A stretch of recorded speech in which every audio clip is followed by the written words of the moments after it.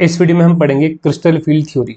ठीक है, यहाँ पर तो according to crystal field theory जो यहाँ पर मेटल कोऑर्डिनेशन कॉम्प्लेक्स में मेटल और लिगेंड के बीच जो बॉन्ड होता है वो प्योर इलेक्ट्रोस्टैटिक होता है नेचर में। ठीक है, जैसे कि वीबीटी थ्योरी कहती थी कि जो बॉन्ड होता है कोऑर्डिनेशन वो कोवेलेंट होता है नेचर में, कि मेटल खाली ऑर्बिटल लेके आता है, लिगेंड एक भरी हुई ऑर्बिटल लेके आता है, फिर ये ओवरलैप करते हैं तो फिर बॉन्ड बनता है। ठीक है, ऐसा कहती थी वीबीटी। लेकिन जो सीएफटी है वो उसका थोड़ा अलग कहती है, वो कहती है आयनिक होता है बॉन्ड। मतलब जैसे आपने देखा होगा जब भी आपने मेटल की ऑक्सीडेशन स्टेट निकाली होगी तो मेटल पे +2 या +3 चार्ज रहता है ना। और लिगेंड्स पे कैसा होता है negative, Cn negative, Cl negative, या अमोनिया का लिगेंड है कोई तो उस पर भी लोन पेयर ऑफ इलेक्ट्रॉन्स होते हैं। ठीक है, यहाँ पर तो थ्योरी सिंपल सी बात यहाँ पर ये कहती है कि यहाँ पर मेटल पे पॉजिटिव, लिगेंड पे नेगेटिव होता है। तो लिगेंड और मेटल के बीच क्या लगता है, एक फोर्स ऑफ अट्रैक्शन लगता है। ठीक है, क्या लगता है यहाँ पर, एक फोर्स ऑफ अट्रैक्शन लगता है। ठीक है, तो यहाँ पर ये थ्योरी कहती है कि इनके बीच का जो इंटरेक्शन होता है वो प्योरली आयनिक होता है। ठीक है, तो जैसे यहाँ पर क्या हो गया, एक मेटल हो गया, उस पर पॉजिटिव चार्ज है तो और लिगेंड पे नेगेटिव है, तो लिगेंड क्या करेंगे यहाँ पर, उसको चारों तरफ से यहाँ पर अप्रोच करेंगे यहाँ पर। ठीक है, लिगेंड हो गए, लिगेंड हो गए, लिगेंड हो गए, तो यहाँ से ये अप्रोच कर रहा है, ये अप्रोच कर रहा है, तो चारों तरफ से यहाँ पर क्या कर रहे हैं, यहाँ पर इसको अप्रोच कर रहे हैं। ठीक है, और ऐसे यहाँ पर हमारा कॉम्प्लेक्स फॉर्म होता है। अब यहाँ पर होता क्या है कि इनके बीच लग तो फोर्स ऑफ अट्रैक्शन रहा है, मेटल और लिगेंड के बीच जो लगता है वो लगता है फोर्स ऑफ अट्रैक्शन। ठीक है, तो मेजर जो फोर्स है यहाँ पर वो यहाँ पर अट्रैक्शन है। जो इलेक्ट्रोस्टैटिक इंटरेक्शन हो रहा है उसमें से मेजरली क्या है, अट्रैक्शन है। लेकिन साथ में एक और इंटरेक्शन हो रहा होगा, देखो यहाँ पर क्या, मेटल और लिगेंड पे बेशक यहाँ पर फोर्स ऑफ अट्रैक्शन लगेगा क्योंकि मेटल पे पॉजिटिव है और जो लिगेंड्स हैं यहाँ पर उन पे कैसा चार्ज है, यहाँ पर नेगेटिव है। लेकिन साथ में यहाँ पर एक और चीज़ होने वाली है कि मेटल भी क्या एक एटम है ना। मेटल भी क्या यहाँ पर एक एटम है यहाँ पर, और लिगेंड भी यहाँ पर क्या है, एक एटम है या ग्रुप ऑफ एटम है, कोई मॉलिक्यूल है तो। और देखो यहाँ पर क्या होता है, मेटल्स के पास क्या होते हैं, इलेक्ट्रॉन्स भी होते हैं। क्या होते हैं मेटल्स के पास यहाँ पर, इलेक्ट्रॉन्स भी होते हैं। तो ओवरऑल इस पे पॉजिटिव चार्ज है, ये जो मेटल है फर्स्ट वाला, और सेकंड वाले पे ओवरऑल नेगेटिव चार्ज है, लिगेंड वाले पे। मेटल पे ओवरऑल पॉजिटिव है, लिगेंड पे ओवरऑल नेगेटिव है, इसी वजह से यहाँ अट्रैक्ट हो रहा है। ठीक बात है। लेकिन जैसे यहाँ पर लिगेंड मेटल के पास जाएगा तो होगा क्या कि मेटल की इलेक्ट्रॉन और लिगेंड की इलेक्ट्रॉन इनके बीच एक फोर्स ऑफ रिपल्शन भी लगेगा, क्योंकि दोनों पे सेम चार्ज है। मेटल के इलेक्ट्रॉन पे भी नेगेटिव चार्ज है और लिगेंड के इलेक्ट्रॉन्स पे भी नेगेटिव चार्ज है। तो करेगा क्या, जो लिगेंड होगा ना वो मेटल के इलेक्ट्रॉन्स को रिपेल कर रहा होगा। तो एक और चीज यहाँ पर हो रही है, वो लग रहा है रिपल्शन। ठीक है, यहाँ पर क्या लग रहा है, यहाँ पर रिपल्शन। तो ओवरऑल मेटल और लिगेंड के बीच अट्रैक्शन लग रहा है, लेकिन मेटल के इलेक्ट्रॉन और लिगेंड के इलेक्ट्रॉन एक दूसरे को रिपेल कर रही है, रिपल्शन लग रहा है।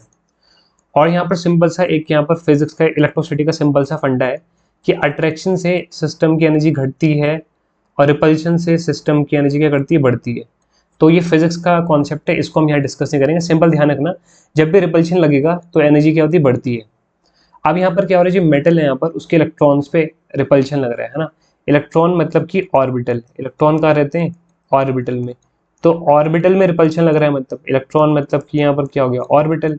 और ऑर्बिटल में लग रहा है रिपल्शन, मतलब कि ऑर्बिटल की यहाँ पर एनर्जी क्या हो रही है, रेज कर रही है, बढ़ रही है यहाँ पर। ठीक है, ऑर्बिटल की एनर्जी क्या हो रही है, बढ़ रही है। तो यहाँ पर यही हो रहा है। आगे हम देखेंगे यहाँ पर कि हो क्या रहा है, सिंपल कि जो मेटल है, जब लिगेंड मेटल के पास आते हैं, ठीक है, मेटल के पास जब क्या आ रहा है यहाँ पर, देखो सिंपल, जब यहाँ पर मेटल के पास क्या आ रहा है, ये जो मेटल हमारा बीच में, इसके पास जब लिगेंड्स आ रहे हैं तो इनके इलेक्ट्रॉन, इनके ऑर्बिटल्स को, किसके ऑर्बिटल को, मेटल की जो डी ऑर्बिटल है यहाँ पर, ठीक है, यहाँ पर मेटल की जो यहाँ पर क्या है, डी ऑर्बिटल है, उस पर क्या लगा रहे हैं, रिपल्शन।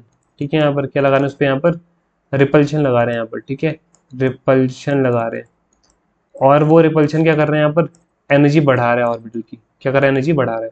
तो ये सिंपल सा फंडा आप ध्यान रखना है यहाँ पर। ठीक है, अब यहाँ पर उसकी एनर्जी बढ़ रही है। ठीक है, तो यहाँ पर हमने देखो दिखा रखा है यहाँ पर कि यहाँ पर क्या होता है एक्चुअल में। ठीक है, यहाँ पर एग्जैक्टली क्या हो रहा है कि जो यहाँ पर ऑक्टाहेड्रल कॉम्प्लेक्स है उसमें जो ये मेटल है यहाँ पर, ये जो यहाँ फर्स्ट में देखो आप ये, तो यहाँ पर ये मेटल है यहाँ पर। ठीक है, मेटल है, उसके यहाँ पर क्या है, डी ऑर्बिटल्स है यहाँ पर। ठीक है, उसकी डी ऑर्बिटल्स है।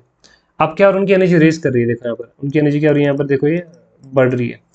लेकिन होता क्या है कि ना, सब पे सेम रिपल्शन नहीं लग रहा होता है, क्योंकि सबकी जो शेप है ना, सबके सब जो डी ऑर्बिटल्स हैं यहाँ पर, उनकी जो शेप है वो एक जैसी नहीं है।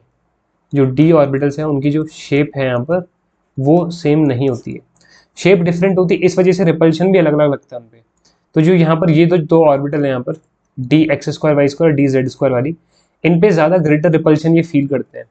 क्योंकि इसका रीज़न इनके शेप पे छुपा हुआ है। मैंने एक 3 मिनट की वीडियो 2 मिनट की बनाई हुई थी इनके शेप पे, वो आप देख सकते हैं कोऑर्डिनेशन कंपाउंड की प्लेलिस्ट से। तो इन दो का शेप कुछ ऐसा होता है कि इन पे रिपल्शन ज़्यादा लग रहा है, तो क्या होगा कि इन पे रिपल्शन ज़्यादा लग रहा है तो ऊपर चली जाएंगी, और जो बाकी तीन यहाँ पर ये D X Y D Y Z D Z X, इन पे रिपल्शन कम लग रहा है तो इनको हम बना देंगे नीचे, मतलब इनकी एनर्जी यहाँ पर क्या होगी, इनकी एनर्जी कम बढ़ेगी, ठीक है, इनकी ज़्यादा बढ़ेगी। क्यों? इन पे क्या लग रहा है, ये एक्सपीरियंस कर रहे हैं ग्रेटर रिपल्शन, और रिपल्शन की वजह से क्या हो रही है, एनर्जी बढ़ रही है। रिपल्शन की वजह से यहाँ पर क्या हो रही है, ये ग्रेटर रिपल्शन एक्सपीरियंस कर रहे हैं और रिपल्शन से एनर्जी बढ़ रही है, तो ये ऊपर हो गया। अब यहाँ पर क्या हो गया, इनके बीच में एक एनर्जी गैप आ गया, ठीक है, इनके बीच में यहाँ पर क्या आ गया, एनर्जी गैप, जिसको हम कहते हैं डेल से दिखाते हैं डेलो, इसको हम कहते हैं डेलो, मतलब कि क्रिस्टल फील्ड स्प्लिटिंग एनर्जी, ठीक है। यहाँ पर मैं इसको लिख देता हूँ, यहाँ पर जो यहाँ पर डेलो हमारा वो है यहाँ पर स्प्लिटिंग एनर्जी यहाँ पर, ठीक है, क्रिस्टल फील्ड, सॉरी यहाँ पर डेल हो गया हमारा क्रिस्टल, ठीक है, फील्ड स्प्लिटिंग एनर्जी, ठीक है, स्प्लिटिंग एनर्जी, एनर्जी, ठीक है, क्रिस्टल फील्ड स्प्लिटिंग एनर्जी से कहते हैं, ठीक है। और इसको कहते हैं क्रिस्टल फील्ड स्प्लिटिंग, है ना, कई बार आता है what is crystal field splitting. तो क्रिस्टल फील्ड स्प्लिटिंग क्या होता है, जब मेटल अकेला था तो ये ऐसी थी ऑर्बिटल, है ना, सबकी सब डी जनरेट थी, सबकी सब क्या थी यहाँ पर, डी जनरेट थी यहाँ पर, डी जनरेट मतलब कि सबकी एनर्जी इक्वल थी, डी जनरेट मतलब orbitals having equal energy, orbitals having equal energy, orbitals having equal energy, equal energy, energy equal थी तो डी जनरेट थी।